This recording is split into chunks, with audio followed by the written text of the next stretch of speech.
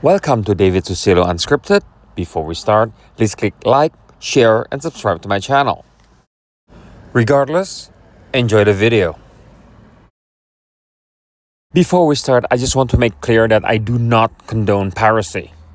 I use the Android box as a preview of the movies I'd like to rent or purchase as a physical media or from Kaleidoscape. And I have thousands of physical media to prove it.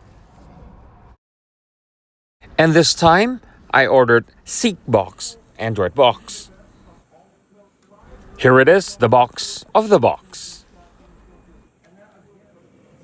And to waste more time, here's the box without the plastic wrapper. After taking off the plastic wrapper of the box and opening the box, this is what I see. It is the most premium looking presentation I've ever seen. After removing the rice paper, you see the box itself, which also includes the remote control for the Android box.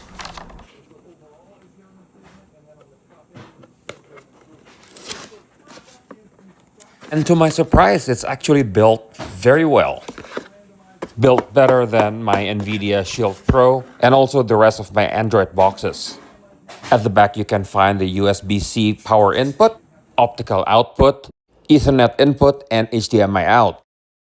On the side, you can see TF slot or micro SD, USB 2 input, and USB 3 input. The OS is Android 11 with 4 GB of RAM and 64 GB of ROM. Now let's have a look at the remote and the power supply.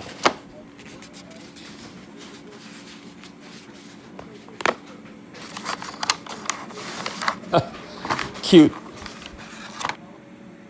For the power output, it uses USB-C connector, and the power supply can be used anywhere in the world from 100 volts to 240 volts. Now here's the remote control. It's generic, but it's clicky. Comes with several direct buttons for Netflix, Prime Video, YouTube, and Disney+. It's both IR and Bluetooth capable. So let's fire it up. You don't have to worry about HDMI cable because there's one HDMI cable included in the box. So here it is, the startup screen, which followed by the instruction for Bluetooth remote pairing. Start the pairing by pressing back and microphone button on the remote. Press and hold it for several seconds. Keep pressing until you see the Bluetooth remote pairing on the top left. And the remote pairing will be done in a couple more seconds. From there, keep following the instructions on screen to continue the setup process. When done with the setup process, the Android box will automatically reset itself, and all you have to do is just, wait. And when everything is loaded, it will show the screen just like this. Click NeoTV for live TV. Let it download to the latest version, exactly the way I'm doing it right here. Once everything's done, you are ready to watch some live TVs. When you're done, go back to the main menu and this time go to NeoVOD. Click it to install it, and you're ready to go. The upgraded feature that it's not available on any other Android box at the time being is the Dolby section. On the NeoVOD Dolby section, all movies, all TV series that they happen to have in Dolby 5.1 will be listed over there.